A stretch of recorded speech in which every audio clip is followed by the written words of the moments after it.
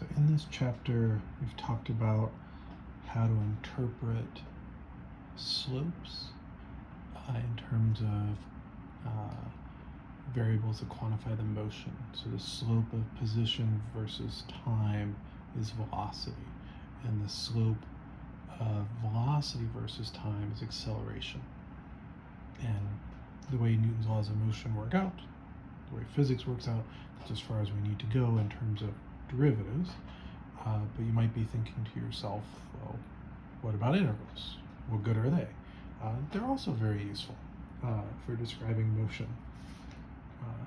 Imagine that. So a couple examples of the things that you can accomplish with integration, and integration being the idea of what is the area under the curve. So things that can accomplish, you can see with a few little constructions. So we could say that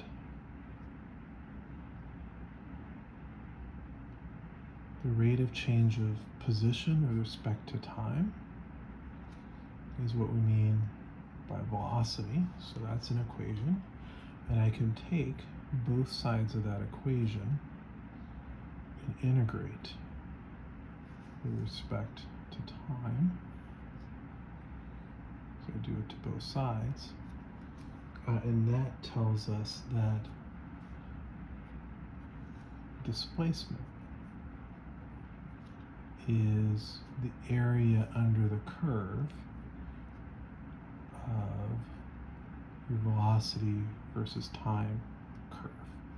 So how far do you go in one-dimensional motion? It's the area under the curve in a velocity versus time plane. Another game that we can play is that the derivative of velocity with respect to time is what we call acceleration. And I can play the same game. I'm going to integrate both sides with respect to time. And that tells us that the change in velocity is the area under the curve in an acceleration versus time plane. So I take the curve of acceleration versus time, and I add up all the area underneath the curve, and that tells me what the velocity change is. So we go through an example from your book of applying these ideas in a way that is kind of useful.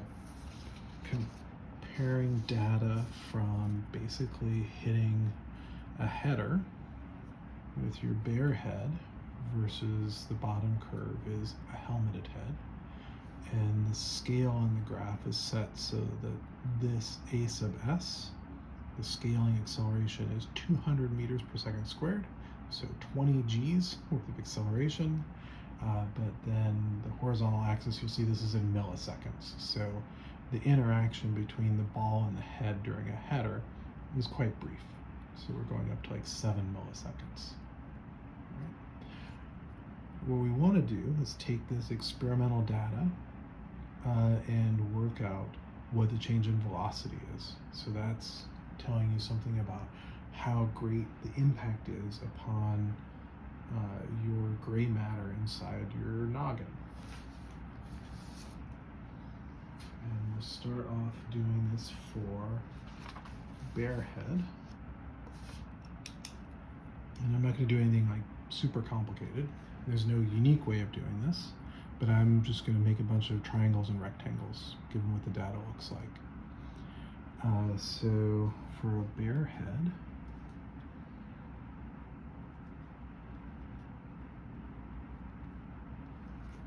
delta V bare head, I'm going to have a bunch of terms that go into this. I'm going to make that into a triangle. I can calculate the area of a triangle. So the first term in my sum, I'm going to have is a half base times height. So a half, 2 milliseconds. And so just to save some time writing, that's actually 2 times 10 to the minus 3 seconds in our base unit of seconds. And then this goes up to 120 meters per second squared. And the next term I'm going to imagine a sum is that rectangle. I'll call that guy 2. So my next term is going to be 2 milliseconds times, again, 120 milliseconds squared. The third term, I should account for this little guy. So there's a little triangle on top. So I'll have a half base times height, so another 2 milliseconds times, and then the height of this is 1 division, which is 20 meters per second squared. All right, and a few more terms. Next thing I want to add is that rectangle. Can do that one pretty easy. So our fourth term, that is 2 milliseconds times 140 meters per second squared. I've got this triangle. So that's 1, 2, 3 divisions. So that's a half base times height. So half and 2 milliseconds times 60 meters per second squared. And then the last bit is going to be this triangle. And that's going to be our 6th contribution. And that is a base of a millisecond, and the height goes all the way up to 200 meters per second squared. A half, 1 millisecond, and 200 meters per second squared. I add all that up, and for the bare head, that means the change in velocity imparted by this collision, if I did that right, I got 0.82 meters per second. Now what does it turn out to be when I use a helmet?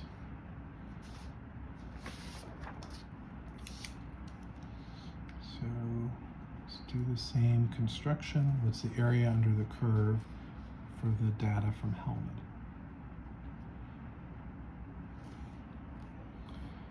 All right, so I've got a triangle. This is going to go all the way to there. That would be my first contribution. So a half base times height. This would be a half. 3 milliseconds times 2 divisions, so 40 meters per second squared. All right, I've got a rectangle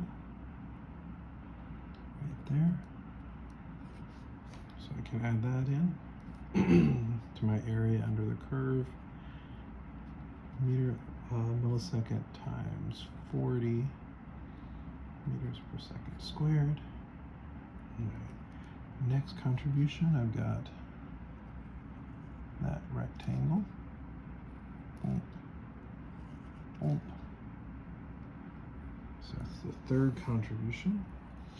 So it's 2 milliseconds, again, times 40 meters per second squared.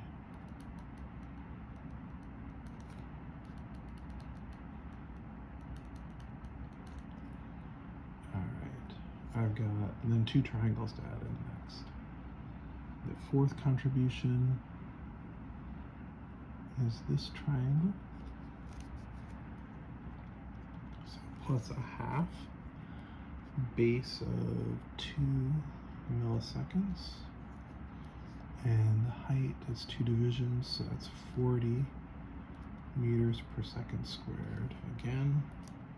And then the last contribution for the helmeted data is that triangle.